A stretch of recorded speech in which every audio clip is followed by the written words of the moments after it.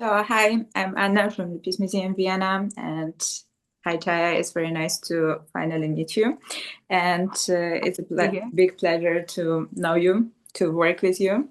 And I know that you have done so much, like opening Peace Museum in Romania, in Paris, and you're still with Peace Museum more than 6 years right now. And also, congratulations on Peace Builder Award. And Thank you. you just got it finally. But it would be nice also to know more about your piece work and everything what you have done. Mm. God, I don't know where to start. I think the 7 years on the board of the Peace Hero Museum was kind of bringing explicitly out something that I was doing intrinsically in my work. Nice. Um, so I don't know if you know this about me. I've been a leadership coach for almost 20 years. I've been a management consultant for, I don't know, another 3 decades. And I've had the opportunity to work with leaders from United Nations, World Food Program, UCB, GSK, Pfizer, I don't know, like maybe, many multinationals, Rio Tinto Alcan, Statoil. I think I have probably worked with hundreds of multinationals over these last Wow. couple of decades. And what I realized that I was doing, and even though I have been, doing this coaching and consulting work, bringing different sides together, the focus of my work has always been human-centered approaches to inclusion, especially in fast-changing environments where conflict is just at the next step.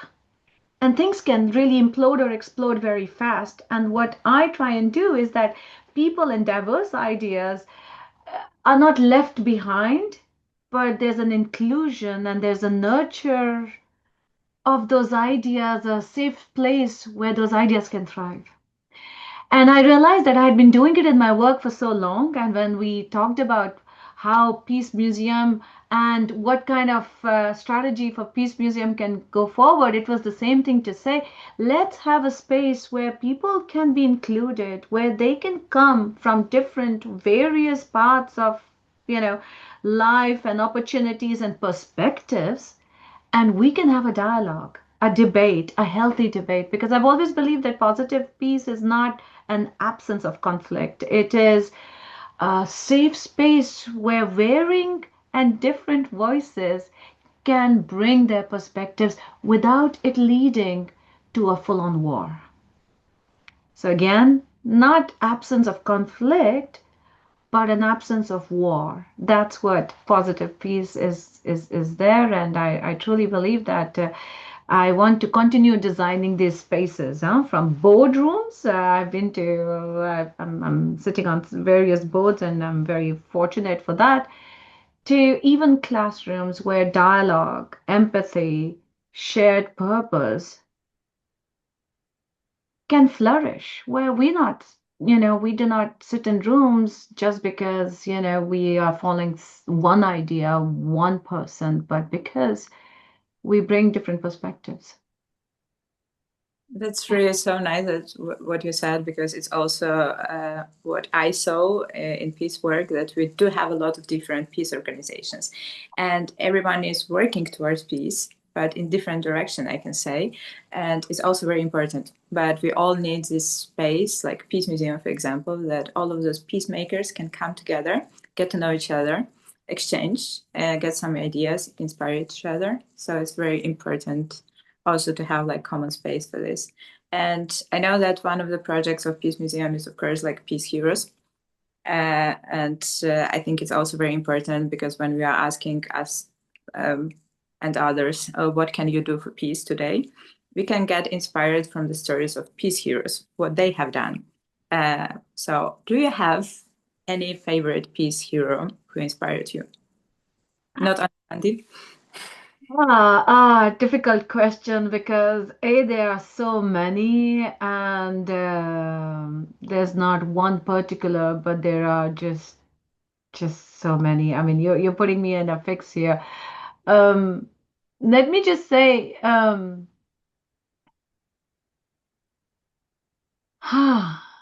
Let me think about one. I mean, I think if I say the recent Peace Award was given to Maina Machado, and yeah, I mean, like she's my new peace hero. Why? Because she's in a space where, as a woman, she's now hiding herself, right? I mean, but she's fighting for an idea of peace in the most difficult of circumstances, where um, safety, security, people's equality, nothing exists these days.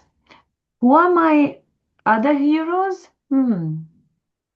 No, I'm not going to talk about, the famous ones for a simple reason. Yes, they have been very much present, but I think, and I'm going to say something very strange, Lishka is one of my peace heroes. She has never been given that award, but people closer to me have had that more, impact. Lishka, when she created this peace museum, this was just an idea. And she's sustained these ideas for the last, I think, more than 12 years now, Yeah. all alone. And she has managed to bring different perspectives, different people, always together to some kind of a common goal. So I think, yes, at a recent place, I would say that she's been a good peace hero that I have, looked up to. Yeah, it's also very interesting to see that most of the time we have this idea that peace is only present where it's been lost. So only refugees can have some understanding about peace, but it's all valid people who have uh, some difficult experiences in their life and they are looking for peace, like peace seekers, and also people who just notice that peace is actually present in their life and they want to cultivate it, to promote it, to protect it. And I think it's really special, especially like in safe countries, to have a peace museum and Mm, appreciate what we have. mm, It's very interesting. So we do have like this possibility also to learn and educate ourselves about peace. And especially that right now we do have more and more women who are working towards peace. And at Peace Museum Vienna, most of board members are women. It's really nice. It's a big step. So, how was it for you to start working towards peace with women? Oh, interesting. I think I have been talking about, women leadership and equality and opportunities for, I think, a very, very long time. And one of the things that has been wonderful is that when you work with the women, especially in a wonderful social cause, social justice cause like peace, uh, yes, everybody has different ideas, but somehow there is like this just slowing down to give space to the idea of the other. And that I haven't really seen on other boards. Okay. What do I mean? I mean that when I'm on other boards and people have varying ideas, the person who screams the most, talks the most, pushes the most, gets those ideas taken into consideration. And if there are women on that board, I'm sorry, women naturally, don't just, give up and say, yeah, okay, let them fight. There's some of the women on those boards fight as well or as equally Yeah. or present their ideas as strongly as the men, sometimes even more so. At the peace board, what happens is that yes, we're all strong personalities. We are, yes, opinionated, and we have a lot of ideas and experiences that we want to share. But somehow, eventually, in the name of greater good, people leave, this kind of I'll show you my idea. It comes together in a beautiful space without conflict most of the time. No, well, there is a bit of a conflict, and that's just not bad conflict. It's just that there's no war, there's no putting each other down, there is no, oh, I will show you whose idea is better. It's much more about a dialogue where different perspectives get heard in a thoughtful way, and people don't just walk away, agreeing and just saying, okay, I had to compromise, but they walk away feeling, okay, my idea got heard, I felt seen, and yeah, we're going to do something which is achievable together. That's the difference that I see on the peace boat. Yeah, together. That's something really nice. And equality. That's also something what I noticed when peace is coming together with women. All ideas are valid, and we do have a lot of support from each other. I really appreciate it. And about your peace practice, because you have been involved in different projects and also opening Peace Museum. You are the manager of Peace Museum Paris. Tell me, what's your favorite peace practice? Like, what do you like to do for peace? Once per day, per week, Mhm. per month? Okay, so most of the people know the gregarious me. They know the Labrador me, always smiling Yeah. and just exuberant and excited. But very few of them, I think my children, my family, a few of my close friends also know that I need a lot of calm space so that I can have an inner dialogue. So I do a lot of sitting and listening to myself. Sometimes that can be not just for hours, days, but weeks. Wow. I take, time off and I do silent fasting. That means that I don't speak to anyone for a couple of days, sometimes for 4 days to a week. No digital distraction. But on a daily basis, and this is kind of a different me that people who are very, very, very in my close circle would know about.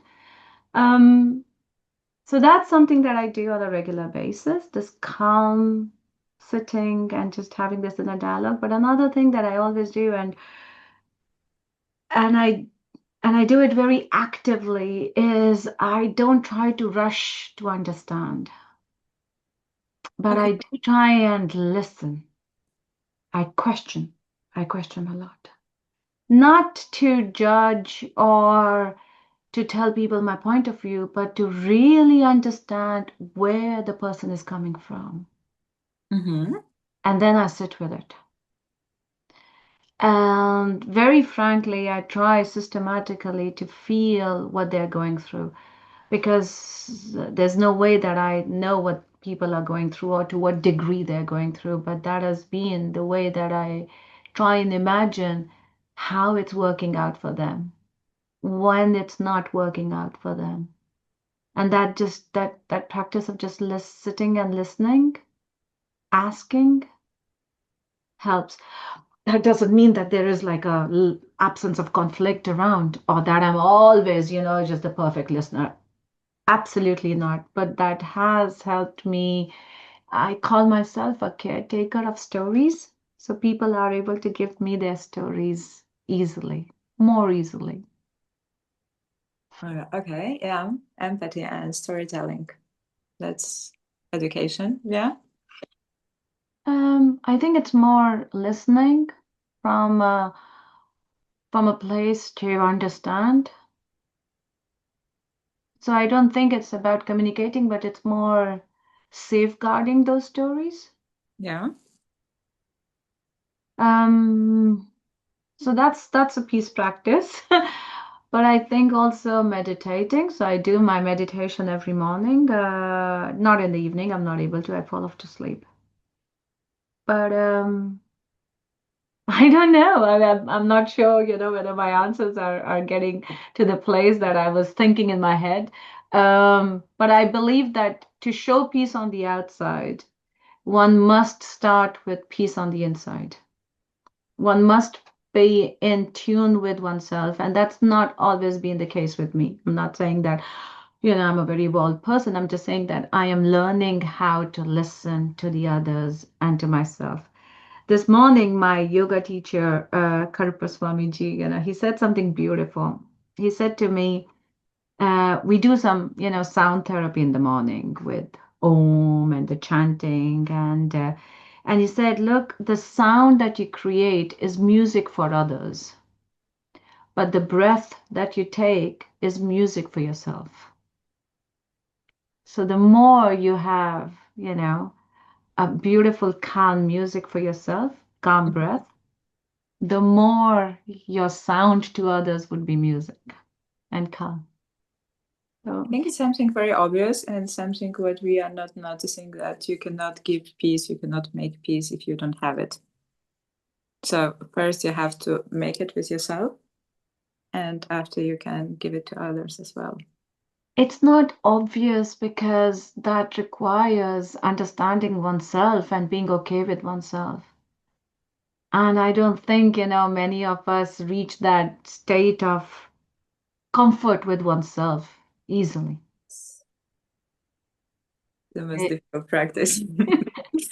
That is- And again, I'm not saying that I came to it like that or I'm already there. I'm just saying that, yes, it's a conscious practice that I do on a regular basis. I tend to forget as well, when push comes to shove. But the idea is that more and more I'm able to bring the cursor back. When the cursor gets shifted on one side or the other, this inner practice of just sitting calmly and thinking of why the other said or did what they did brings back the cursor. This empathy comes back. It requires a little bit of more conscious take. That's awesome. And how do you think you can imagine peace? How peace would look like for you, or sound? I like the sound of laughter and joy. I Oh, for me, peace sounds like a laughter, joy. It's the color of autumn and the smell of spring. It's a round table full of people from different perspectives debating and finding something common to smile about, to laugh about. yeah, that's also beautiful. And the last question would be, what's your plans for the future in peace? How do you want to make peace more present in your life, in your future?